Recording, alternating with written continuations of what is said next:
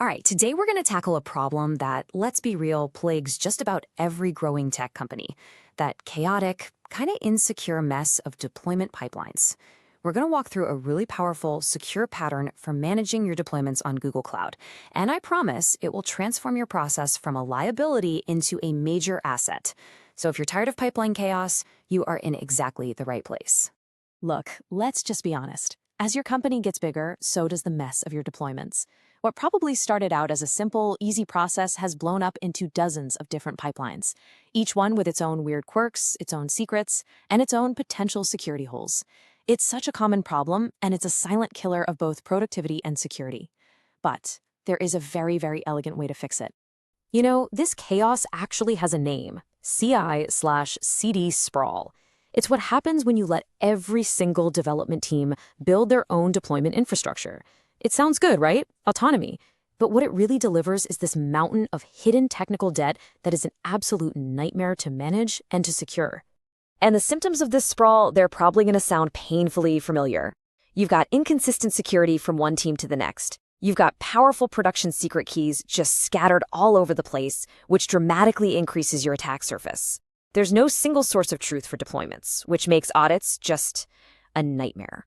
And of course, every team is reinventing the wheel, burning up valuable time and effort. So how do we fix this whole mess? Well, we move from chaos to control. And the solution is a dedicated central Google Cloud project that we're going to call the Tools Project. This thing is going to become our unified command center, the single authoritative source for every single deployment. Okay, so let's get a little more specific. This central tools project is a purpose-built, highly secured environment. Its only job is to host your CI/CD pipelines, whether that's Cloud Build, Jenkins, whatever you use. The best way to think of it is like a secure factory. Raw code goes in one end, and a tested, audited, and secure deployment comes out the other, delivered right to the correct application environment. To really see how powerful this is in action, let's follow a single piece of code on its journey. We're going to go from the moment a developer hits commit all the way to the moment it's live in production. I think this will make the whole pattern crystal clear. So at a super high level, the flow is, well, it's beautifully simple. A developer commits their code. This automatically triggers the right pipeline inside our central tools project, and then that pipeline just takes over. It handles everything: building, testing, and finally deploying the application to its target project, whether that's dev, test, or prod. All right, let's start with the first step. Our developer has just pushed a brand new feature. The pipeline in our tools project kicks off, and its very first job is to deploy this new code to the development project so the team can start testing it. Okay, now this slide is where the magic really starts to happen. I want you to notice the permissions model here. The service account that runs our pipeline, we'll call it CI/CD runner, it lives in the tools project. We've given it permission to deploy to our app dev and app test projects, but look very closely at that last row. It has absolutely no access to the app prod project. This is completely intentional, and it's the foundation of our entire security model. So this brings us to the crucial question, right? If our main pipeline service account is totally blocked from production, how in the world does our code ever get there? Are we just stuck? Well, no, not at all. This is where the most elegant and frankly, the most secure part of this whole pattern comes into play. We solve this with something that I like to call the impersonation handshake. This is a core concept in Google Cloud IAM, and it's the absolute key to achieving true least privileged deployment. And what does that mean? It means things only have the exact permissions they need for the exact time they need them, and absolutely nothing more. On this slide, you're really seeing a tale of two pipelines. On the left, you've got the risky way. You give your pipeline a super powerful, long-lived key that can just waltz right into production. If that pipeline is ever compromised, the attacker has the keys to the kingdom. Game over. But on the right, you have the secure way.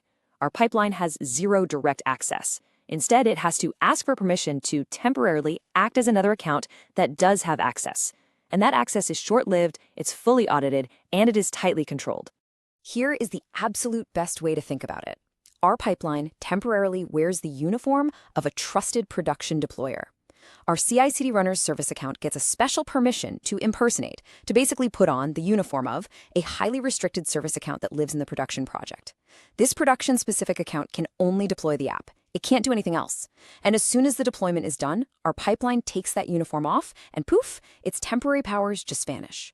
So our code is now safely in production, all deployed through this secure handshake. Let's just take a step back for a second and really appreciate the huge security and auditing wins that this centralized impersonation-based model gives us. And here is the payoff. First, you get ironclad security. No single service account holds permanent, powerful permissions. Second, you get centralized control. If you need to patch a security tool, guess what? You do it in one place. Third, a perfect audit trail. Google Cloud Audit Logs will show you exactly who impersonated whom, when they did it, and what they did. And finally, and this is a huge one, you increase developer velocity. Your teams get to focus on writing great code, not wrestling with pipeline infrastructure. Okay, so let's put it all together into a final recommended blueprint. Think of this as the at-a-glance guide you can use to actually implement this architecture in your own organization. So here it is, the complete pattern. As you can see in that first row, you have your central tools project with its CI/CD runner service account, and its main job, its primary permission, is to impersonate others. Then, you see for each application environment, dev, test, and prod, you create a specific app deployer service account that has only the permissions it needs to deploy to that one project. So the central runner impersonates the dev deployer for dev, the test deployer for test, and the prod deployer for production. It's so clean, it's separated, and it's incredibly secure. If you take just one thing away from this whole explainer, please let it be this. The entire philosophy behind this architecture is to grant temporary access, not permanent power. This is really the heart of a modern zero-trust security posture. You know, by following this pattern, you've done something pretty remarkable. You've taken your CI/CD process, which for a lot of companies is a major source of security risk and operational headaches, and you've turned it into a genuine asset, one that is secure by default, infinitely scalable, and perfectly auditable. And that leaves us with one final thought. Now that your CI/CD is a centralized, secure factory, where else can you apply this model? This model of centralized tooling and delegated temporary permissions. The real question is, what will you centralize next? Thanks so much for joining me.